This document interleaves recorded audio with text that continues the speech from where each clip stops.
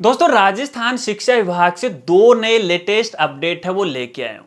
और आज के दोनों ही जो अपडेट है वो सबके लिए बहुत ही इंपॉर्टेंट होने वाले हैं। और एक जो अपडेट है वो तो यार अजीबो गरीबो अपडेट है, क्योंकि अपने राजस्थान में जो उच्च अधिकारी अपने पद पे विराजमान है भैया, अब उनकी बात है कोई भी नहीं सुनता है, उनके आदेशों की पालना है नहीं होती है।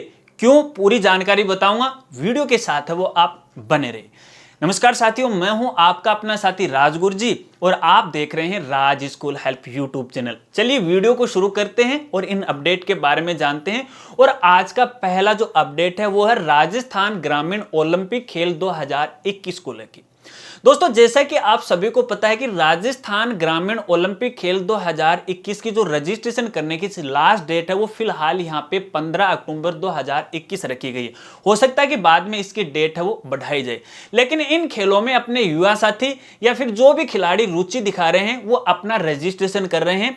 और रजिस्ट्रेशन के उनके पास तीन ऑप्शन है, दो ऑनलाइन के हैं और एक है ऑफलाइन का। अब जैसे ही वो मोबाइल एप्लीकेशन के द्वारा इन खेलों में भाग लेने के लिए ऑनलाइन रजिस्ट्रेशन करते हैं तो भैया वो ऐप ही काम नहीं कर पा रही है, इस वजह से वो अपना रजिस्ट्रेशन नहीं कर पा रहे हैं।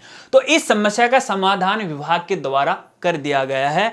अब यहाँ पे इन खेलों में ऑनलाइन रजिस्ट्रेशन के लिए एक वेब पेज या वेब रजिस्ट्रेशन पेज है वो स्टार्ट किया गया है, जिसका लिंक मैं आपको वीडियो की डिस्क्रिप्शन में दे रहा हूं। वहां पे आप क्लिक करके ऑनलाइन राजस्थान ग्रामीण ओलंपिक खेल 2021 में आप अपना रजिस्ट्रेशन कर सकते हैं। किसी प्रकार की कोई दिक्कत नहीं है। जो एरर आ रहा था ओटीपी वाला, उसका समाधान कर दिया। अब आपको कोई मोबाइल एप्लीकेशन डाउनलोड करने की आवश्यकता नहीं, डायरेक्ट लिंक पे क्लिक कीजिएगा और अपना रजिस्ट्रेशन है वो कीजिएगा। और दोस्तों, इस वीडियो को भी आप शेयर कर दीजिएगा ताकि ज्यादा से ज्यादा जो युवा साथी हैं, जो खिलाड़ी हैं, खेलों में अपनी रुचि रखते हैं, तो भैया वो जल्दी से इन ग्रामीण ओलंपिक खेल में अपना भाग ले सकें या फिर रजिस्ट्रेशन है वो कर सकें। चलिए दूसरे अपडेट की बात करते हैं। और दूसरा जो अपडेट है भैया वो अजीबोगरीब अपडेट है।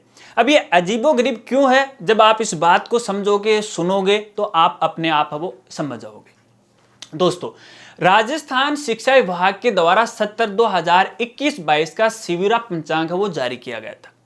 और इस पंचांग को लेकर के जो शीतकालीन और जो मध्यकालीन जो अवकाश रखे गए थे, सबसे पहले बात करता हूं यहां पे मध्यकालीन अवकाश की।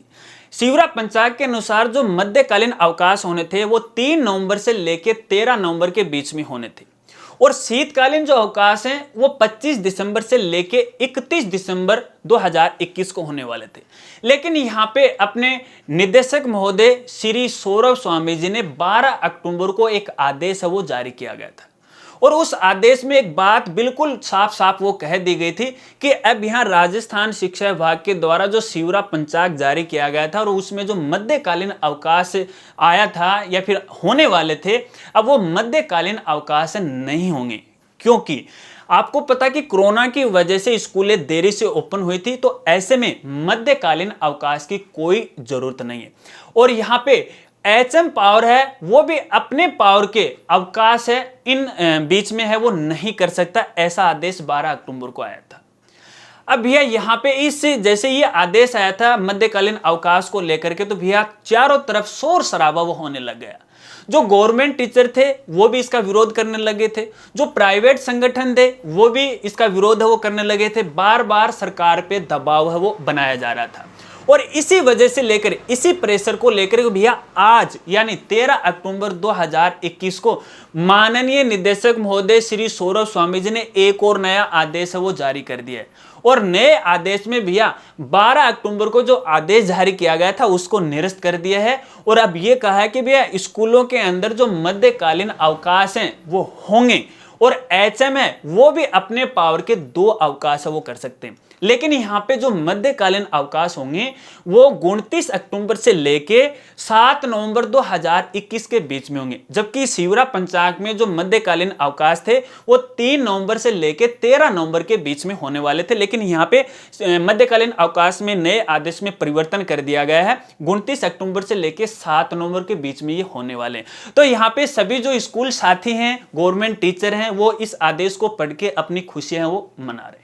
लेकिन मैं यहाँ पे देखिए जो सौरभ स्वामी जी के द्वारा 12 अक्टूबर को जो आदेश जारी किया गया था, मैं उससे बिल्कुल भी नाराज नहीं था। ये मैं खुद की मेरी बात बोल रहा हूं। आप क्या सोचते थे वो तो आप अपने कमेंट में वो बता सकते हैं, लेकिन मैं मेरी खुद की सोच है वो बता रहा हूं, क्योंकि सौरभ स्वामी जी के द्वारा जो आदेश जारी किया गया था मेरे अनुसार वो बिल्कुल सही था। दोस्तों कैसे, आपको पता है कि पिछले 2 साल से राजस्थान के अंदर प्राइवेट और गवर्नमेंट स्कूल पूरी तरह से बंद थी।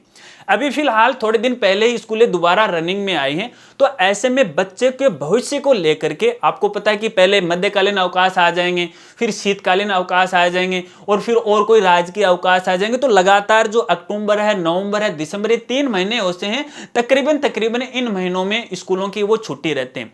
स्टूडेंट्स के भविष्य को लेकर भैया वो आदेश वो जारी किया गया था ताकि बच्चों का जो पढ़ाई है वो सुचारू रूप से चल सके, क्योंकि कोरोना काल के अंदर बहुत सारी छुट्टियां हैं, बच्चों ने भी मना ली हैं और यहाँ पे शिक्षक साथियों ने भी मना ली है।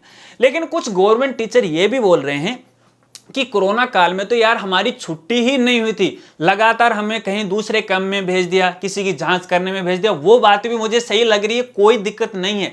लेकिन कई बार जब मैं गवर्नमेंट टीचर से बात करता हूं, मेरे आसपास पड़ोस के जिनसे भी मेरे संपर्क हैं, तो उनसे जब मैं ये पूछता हूं कि यार जब आप स्कूल में जाते हो क्या करते हो, तो अपने सीधी वो मारवाड़ी भाषा में एक ही बोलते हैं, यार मक्खी मारा, क्योंकि यार बच्चे तो आ नहीं रहे हैं और बच्चों के बगैर हमारा मन भी नहीं लग रहा है, तो क्या करेंगे वहां पे जाके, बस बैठे रहते हैं, अपनी फॉर्मेलिटीज हैं वो पूरी करते हैं।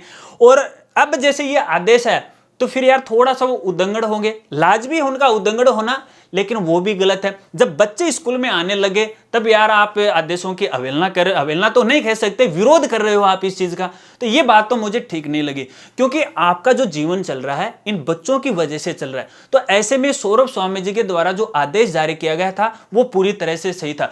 लेकिन यार अजीबोगरीब मुझे इसलिए लगा क्योंकि पहले दिन आदेश जारी किया, दूसरे दिन उस आदेश में वो परिवर्तन कर दिया। कहीं ना कहीं निदेशक महोदय के ऊपर सरकार से दबाव वो पड़ा है। अब यहां पे देखें, राजस्थान के अंदर जितने भी उच्च अधिकारी हैं भैया, जिस पद को लेकर वो बैठे हुए, चाहे वो कलेक्टर हो, चाहे वो निदेशक महोदय हो, चाहे वो तहसीलदार हो, यानी कोई भी पद पे बैठे हुए, यार अपनी मर्जी से वो डिसीजन है वो नहीं ले सकते। उनमें वो ताकत होनी चाहिए, वो जज्बा उसमें होना चाहिए। अगर एक बार, यहां मेरी सोच है, आपकी क्या सोच है बता दीजिएगा, कि एक बार उन्होंने आदेश जारी कर दिया है, अगर वो गलत भी है तो उनको आदेश है वो नहीं बदलना चाहिए। हाँ, अगर उस आदेश को जारी करने के बाद व्यक्तियों को, लोगों को, समाज को, देश को, राज्य को नुकसान होता है तो सही बात है, उसको निरस्त करना चाहिए। लेकिन उसको किसी से नुकसान नहीं होता है तो फिर उस आदेश को निरस्त करने की यार मेरे हिसाब से कोई जरूरत नहीं है। दूसरी तरफ यहाँ पे बात करें कि देखिए यहाँ पे पहले पार्टीबाजी हो रही थी, चाहे वो कांग्रेस सरकार मान लो, चाहे वो, हालांकि मैं थोड़ा सा टॉपिक से भटक रहा हूँ लेकिन समझाने का फर्ज बनता है, आपस में अपन बात कर रहे हैं, चाहे वो बीजेपी पार्टी हो।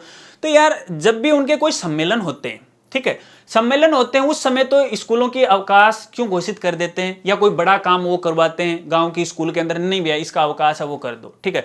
चुनाव आते हैं तो नहीं इस स्कूल की 5 दिन के लिए छुट्टी है वो कर दो, तो क्या इससे बच्चों का भविष्य खराब नहीं हुआ? अब यहाँ पे जब 5 दिन के लिए या 15 दिन का मध्यकालीन अवकाश है उसको निरस्त कर दिया, तो यार ये आपको क्या लगता है कहां तक सरकार है वो सही है और कहां तक हमारे निदेशक महोदय सौरभ स्वामी जी सही हैं? कमेंट करके अपनी राय है वो जरूर देना। और मैं सौरभ स्वामी निदेशक महोदय जी कहना चाहूंगा, सर अगर आप पे इतना प्रेशर है तो मेरे हिसाब से आपको इस पद पे है वो काम नहीं करना चाहिए, क्योंकि अगर आप प्रेशराइज काम करते हो तो शायद आप शिक्षा के क्या बोलते हैं विकास या डेवलपमेंट है, शायद मेरे हिसाब से आप है वो नहीं कर सकते। हालांकि मैं बहुत कड़वे शब्द ये बोल रहा हूं लेकिन सुनने में आपको अजीब जरूर लगेंगे, लेकिन यार हकीकत और सच्चाई यही है। क्योंकि जब हालांकि आपका आदेश बिल्कुल भी गलत नहीं था, तो फिर आप किस दबाव में आकर के आज इस आदेश को उलटफेर किया? अगर आप ये आदेश पहले ही जारी करने जा रहे तो आपको पता है कि सरकार पर आपका प्रेशर पड़ने वाला है, लोगों का प्रेशर आपके ऊपर पड़ने वाला है, शिक्षक संगठन है उनका प्रेशर आप पर पड़ने वाला है।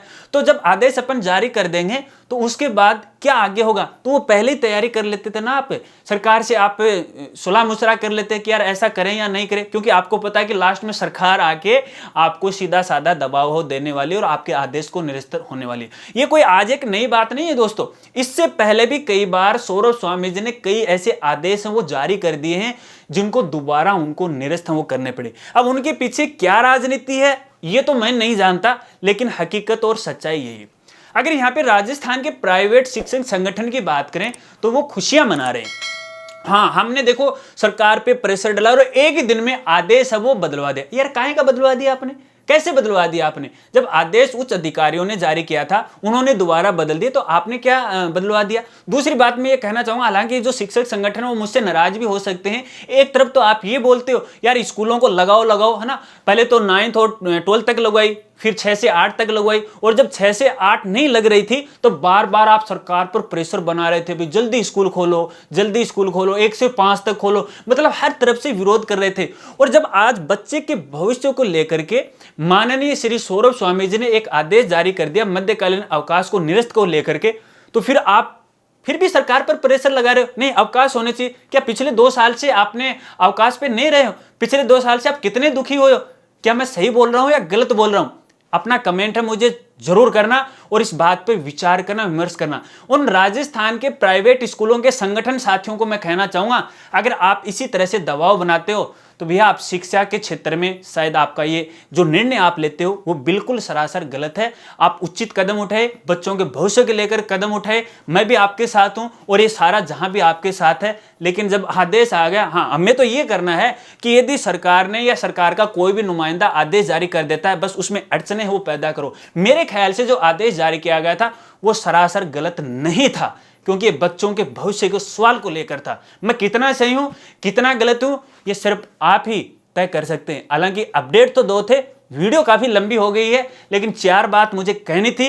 अगर मैं सही हूं तो लाइक कीजिएगा, अगर मैं सही नहीं बोल रहा हूं तो डिसलाइक कीजिएगा, उससे मुझे कोई फर्क है वो नहीं पड़ता है। और चैनल पे नए और अभी तक चैनल को सब्सक्राइब नहीं किया है तो कर लेना, बेल आइकन है उसे भी दबा लेना और ऑल नोटिफिकेशन है उसे भी दबा लेना, ताकि इसी प्रकार से नई नई वीडियो की जानकारी वो आपको मिलती रहे।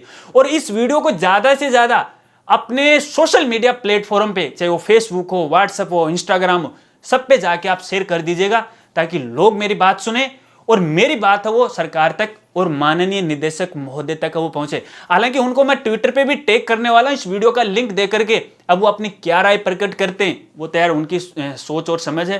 हालांकि वो हमारे आदर्श हैं, उच्च अधिकारी हैं, उनका मान सम्मान और हम इज्जत करते हैं, लेकिन इस तरह से निर्णय आदेश को परिवर्तन किसी के दबाव में आकर के बदल देना ये हमें शायद मन को नहीं भाता है।